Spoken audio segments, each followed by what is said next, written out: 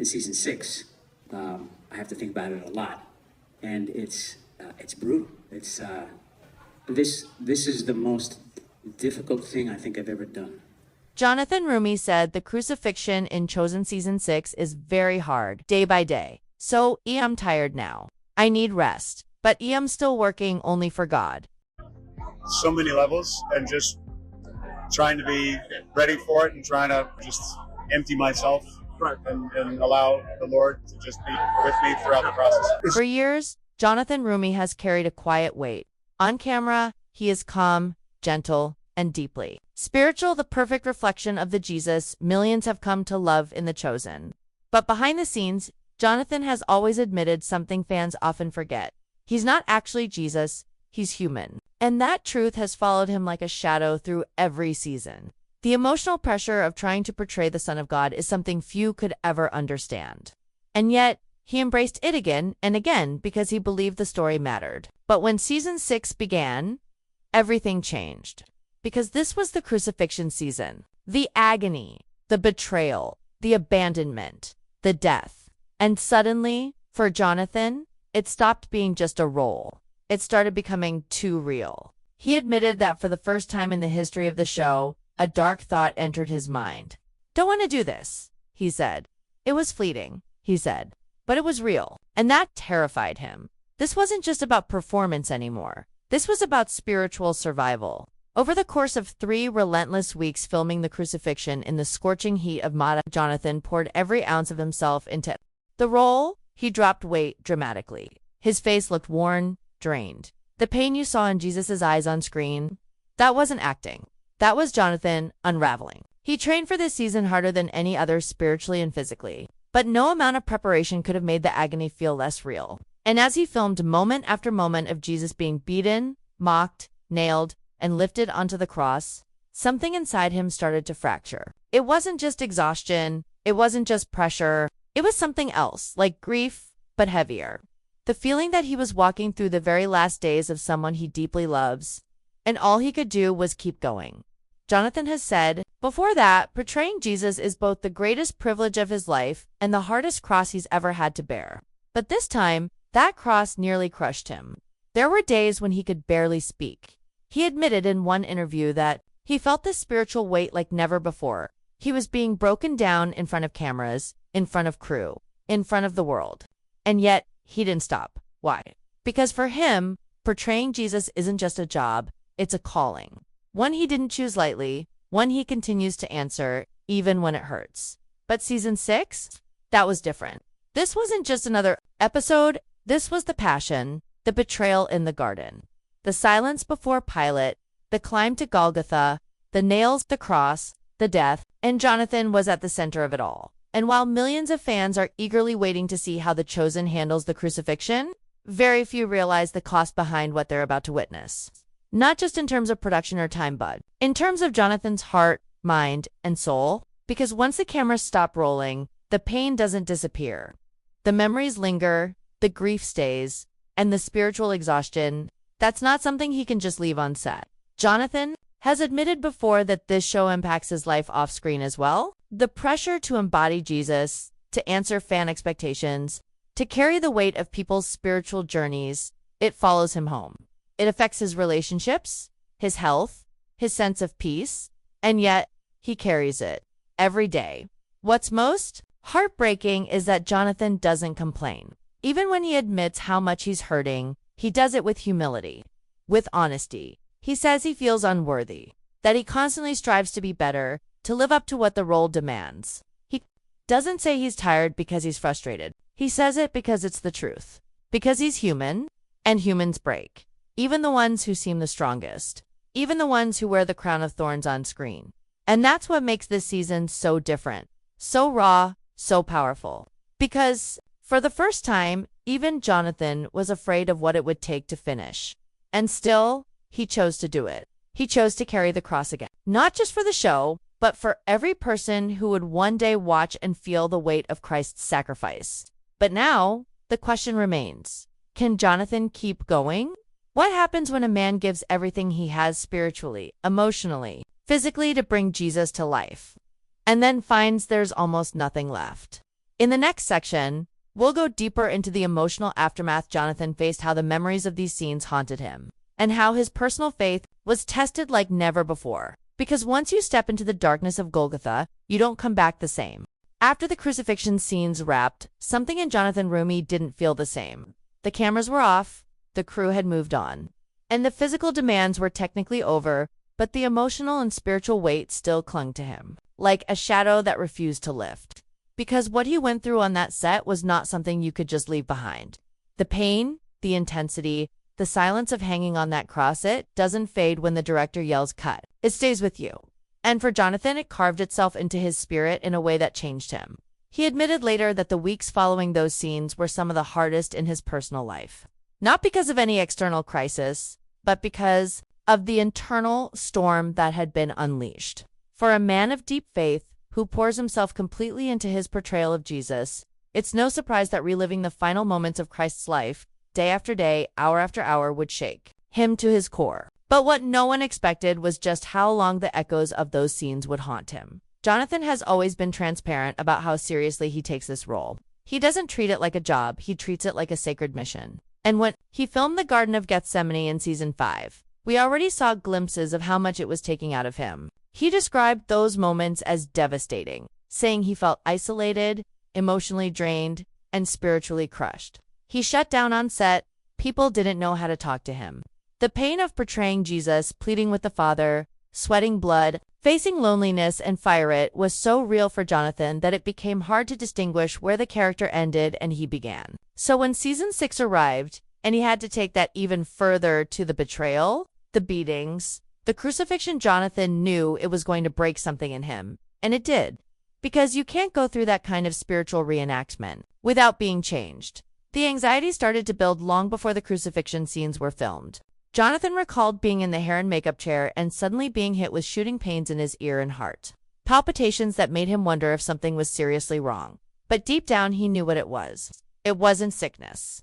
It wasn't fatigue. It was spiritual pressure and invisible weight that was becoming too heavy to carry. He texted his spiritual director in desperation, and within minutes of prayer, the pain subsided. But that moment revealed something bigger. Jonathan wasn't just acting, he was suffering. Spiritually, emotionally, and physically. And as he pushed forward through the hardest scenes of his life, that suffering only grew more intense. It's important to understand that Jonathan didn't walk away. He didn't quit. He didn't let the fear or the pain stop him.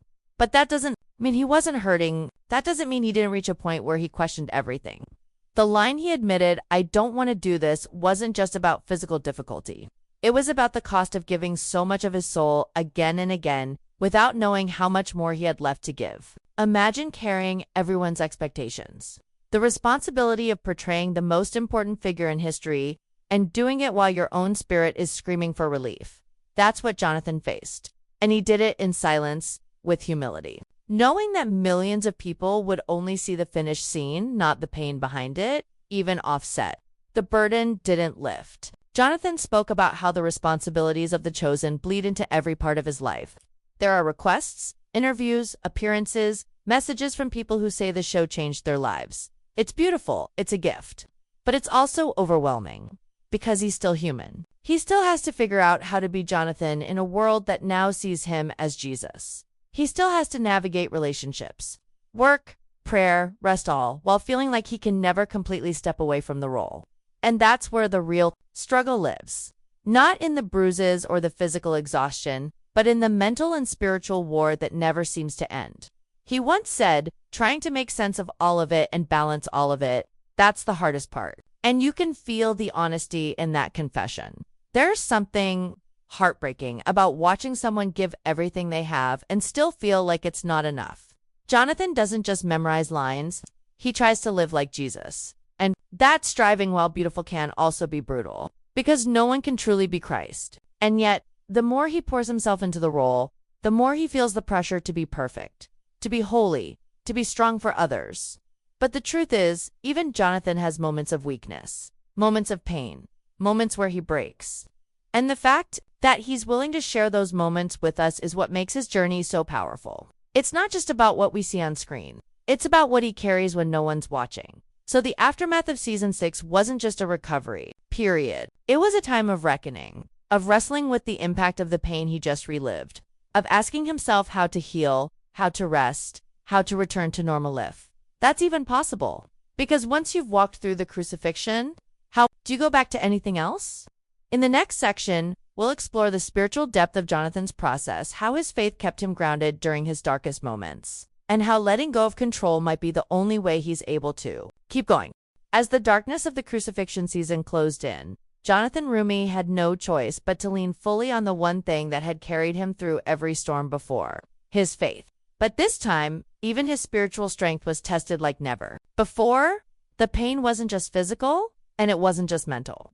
It was spiritual exhaustion at its most raw and unfiltered, the kind that creeps into your heart in the middle of the night, whispering questions that shake your foundation. Am I strong enough for this? What if I'm not worthy? What if I've reached my limit? For someone like Jonathan, who views portraying Jesus not only as a responsibility but as a sacred calling, those questions cut deep, because this wasn't just about acting.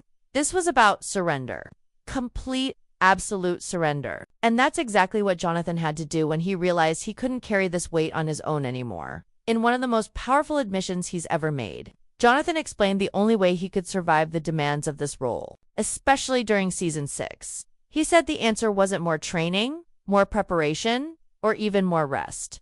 It was self-emptying. Just get out of the way, he said. Get out of the way of the Spirit.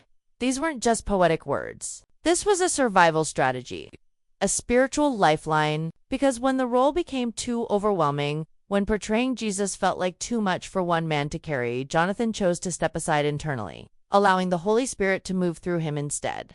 It wasn't about performing anymore. It was about becoming an instrument. And for a man who had reached the edge of burnout, this surrender was the only thing that brought him peace. This concept of self-emptying isn't new in Christian theology. In fact, it mirrors what Jesus himself did, emptying himself, becoming human, becoming vulnerable.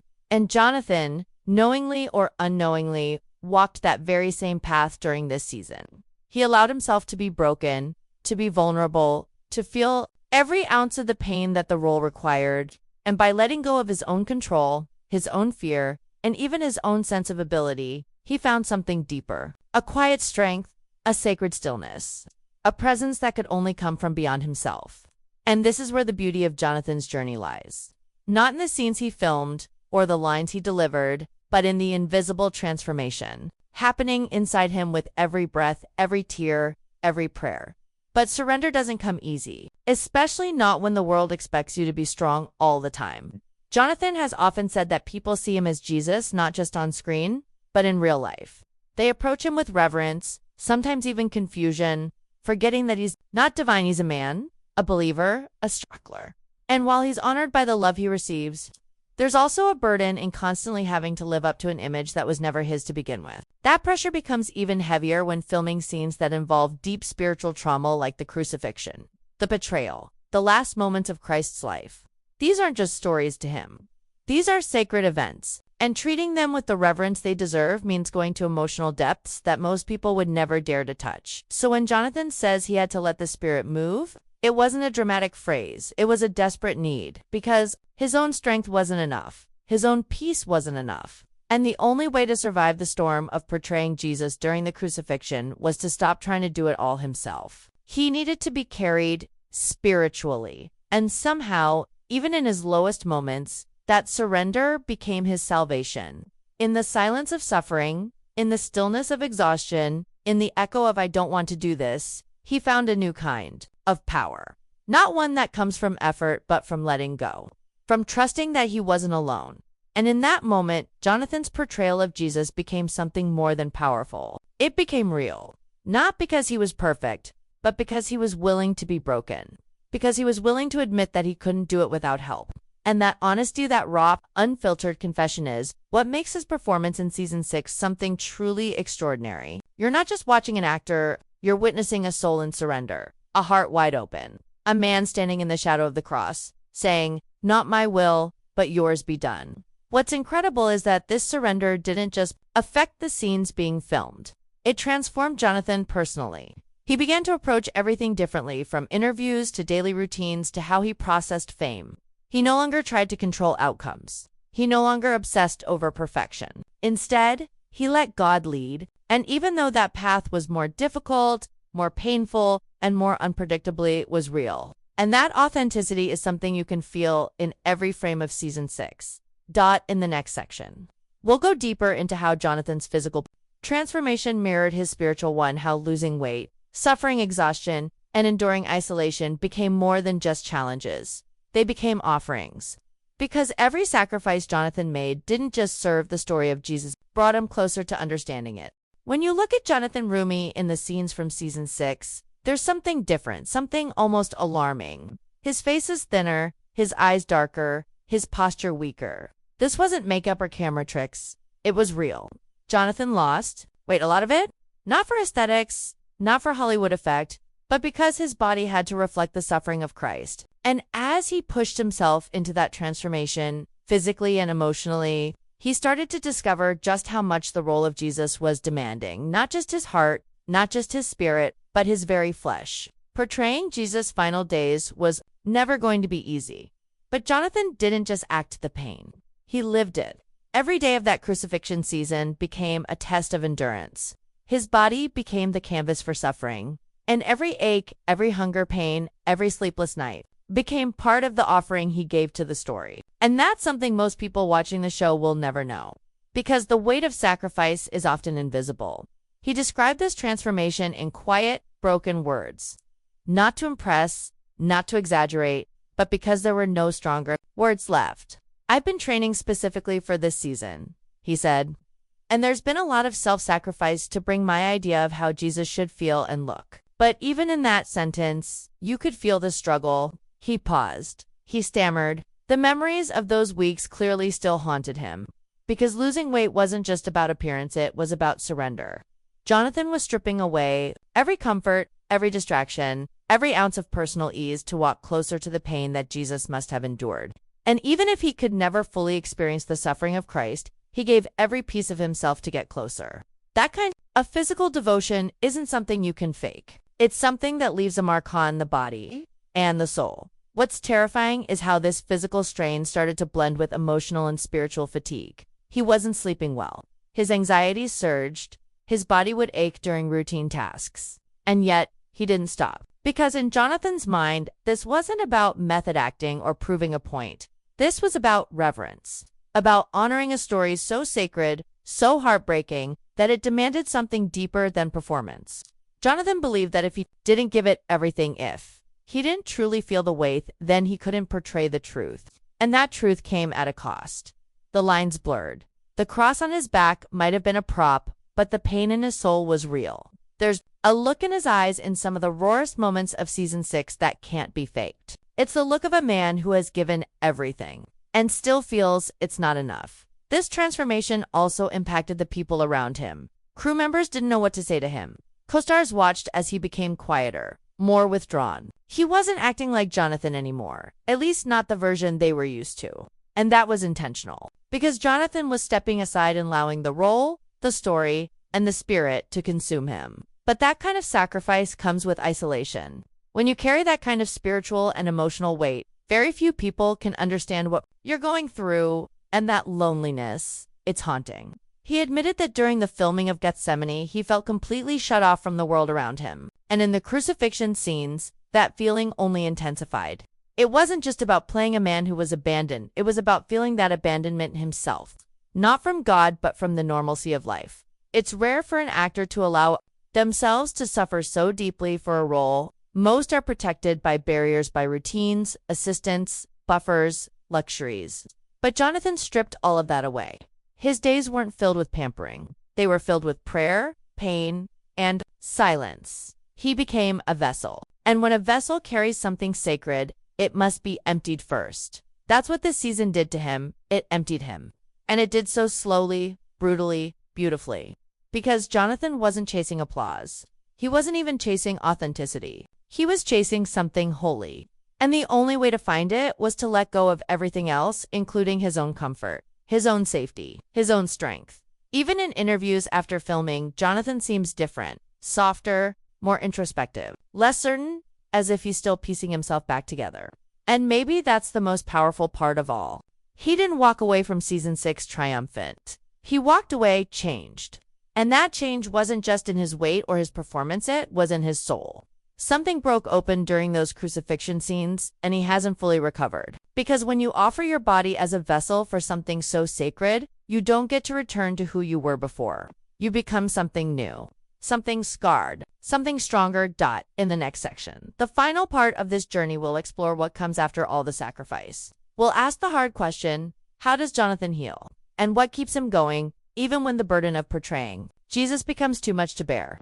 Because the story isn't over yet, and neither is his. Not by a long shot. So, share your thoughts in the comments and subscribe our channel for more updates. Thanks.